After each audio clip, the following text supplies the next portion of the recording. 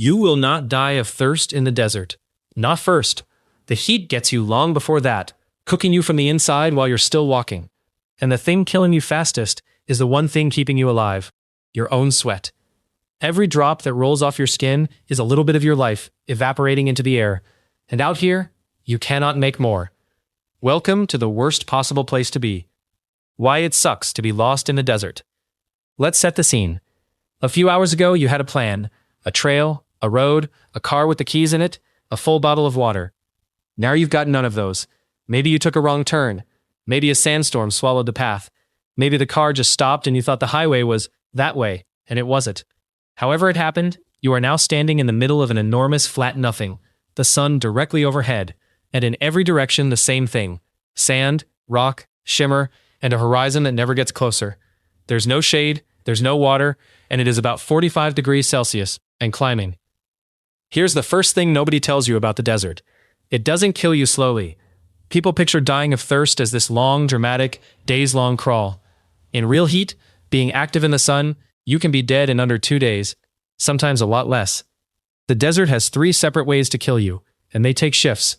The heat works the day, the cold works the night, and the emptiness works your mind the whole time. Let's take them in order. Start with the heat, because the heat is the one in a hurry.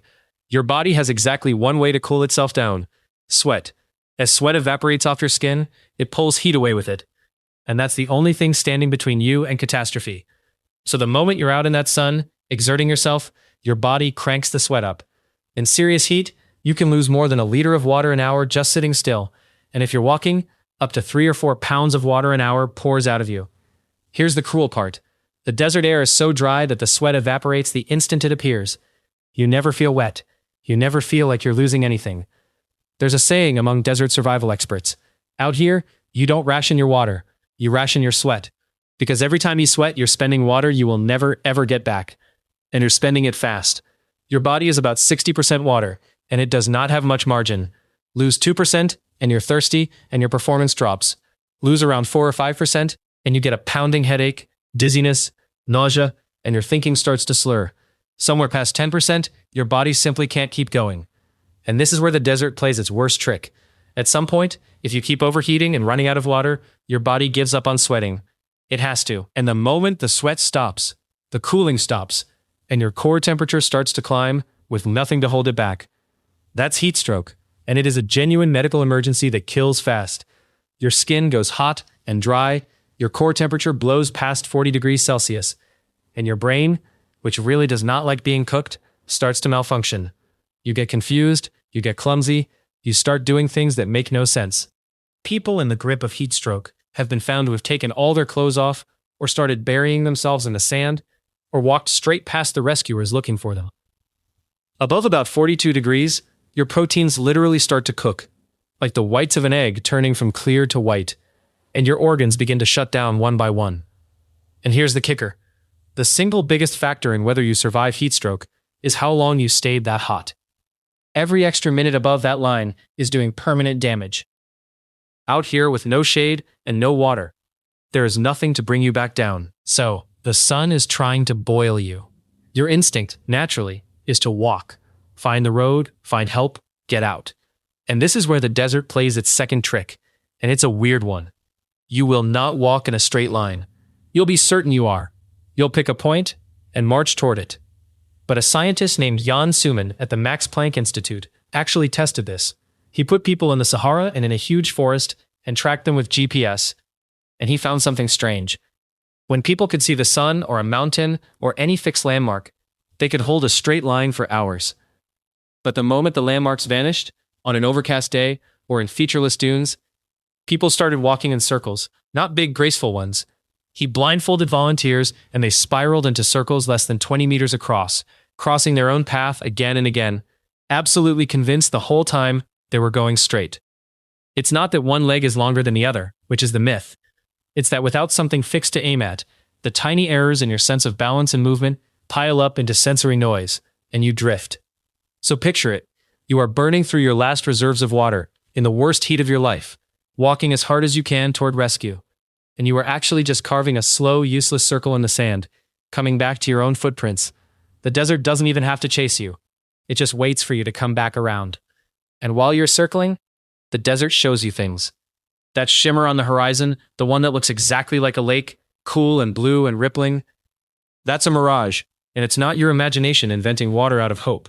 It's real light, bent by a layer of superheated air sitting right on the scorching ground, bending the blue of the sky down so it pools on the sand and looks precisely like the thing you would trade anything for. So you walk toward it, and it moves back. And you walk further, spending sweat you don't have, and it moves back again, always the same distance away. A glass of water the size of a lake that the desert holds just out of reach to keep your legs moving until they stop. The sea drowns you in water you can't drink. The desert shows you water that was never there at all. And then the sun goes down, and you find out about the third trick. You'd think night would be a mercy, and for an hour it is. But deserts have almost no humidity and no cloud cover to hold the day's heat. So once the sun drops, all that warmth radiates straight up into the sky, and the temperature falls off a cliff. A place that was 45 degrees at noon can drop to near freezing by the small hours. Some deserts go well below zero. So now you've got the opposite problem.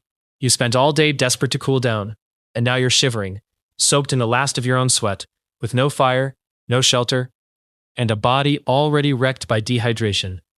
Dehydration makes hypothermia worse, and exhaustion makes it worse still. The desert cooks you for 12 hours, then tries to freeze you for the other 12.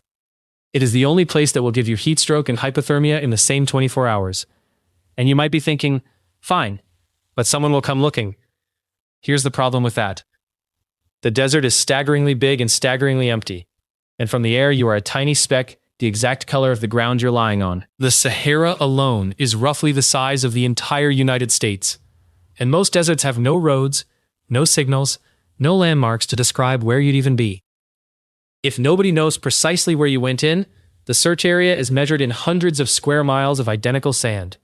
And you may have circled miles from where anyone thinks you are. A helicopter can pass close enough to here and still never pick out one sunburnt, sand-colored body from one sunburnt, sand-colored dune. The smartest thing you can do is the hardest thing to do while you're panicking. Stop. Stay near anything a searcher might recognize, get out of the sun, and make yourself bigger and stranger than the landscape. Because a person walking in circles is almost impossible to find. And a person who stopped and laid out an SOS in rocks at least has a chance. Now let's talk about the mistakes, because a dying, overheating brain makes some very bad decisions. And there are two classics that will actively speed up your death. The first, drinking your own urine. When people get truly desperate, they try it, thinking it's water. It isn't. Not really. It's your body's waste, loaded with salt and the stuff your kidneys just worked to throw out. And making your kidneys process all that again, while you're already dehydrated, just wrings more water out of you and stresses the one organ you cannot afford to lose. It buys you nothing and costs you more. If that urine is going to help you at all, it's by soaking a cloth and draping it on your neck for a little evaporative cooling, not by drinking it. The second classic is the one everyone thinks is a survival superpower. Cut open a cactus and drink the water inside. You've seen it in 100 cartoons. Here's the reality. Most cactuses are not water tanks. They're chemical warfare. Their flesh is defended with acids and potent alkaloids. And if you drink that juice, it doesn't hydrate you. It makes you violently sick, vomiting and diarrhea, which is about the fastest way there is to lose even more fluid and electrolytes. Trying to drink a cactus can dehydrate you faster than drinking nothing at all. There are a couple of exceptions like the prickly pear, but the barrel cactus, the classic just chop the top off desert movie cactus, is one of the ones that'll have you doubled over, emptying what's left of your water onto the sand.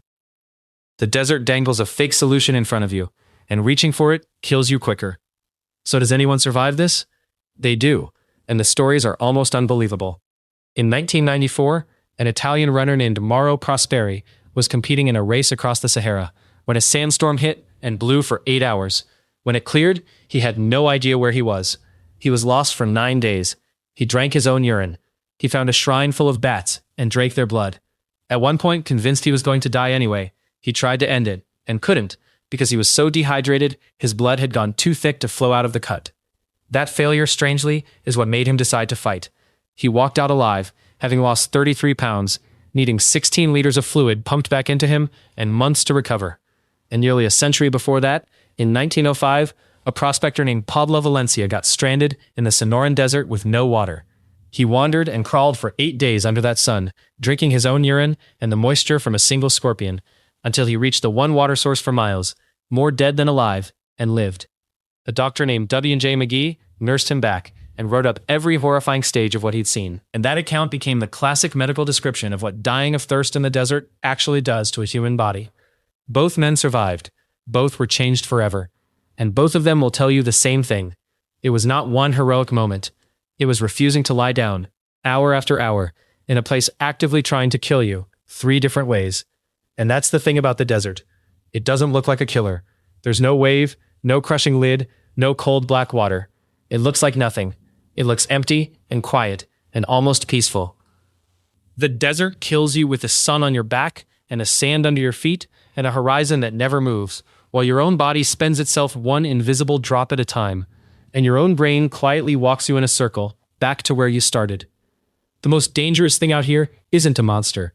It's the beautiful, blank, sunlit emptiness, and the fact that it is in absolutely no hurry because it knows you can't outlast the sun.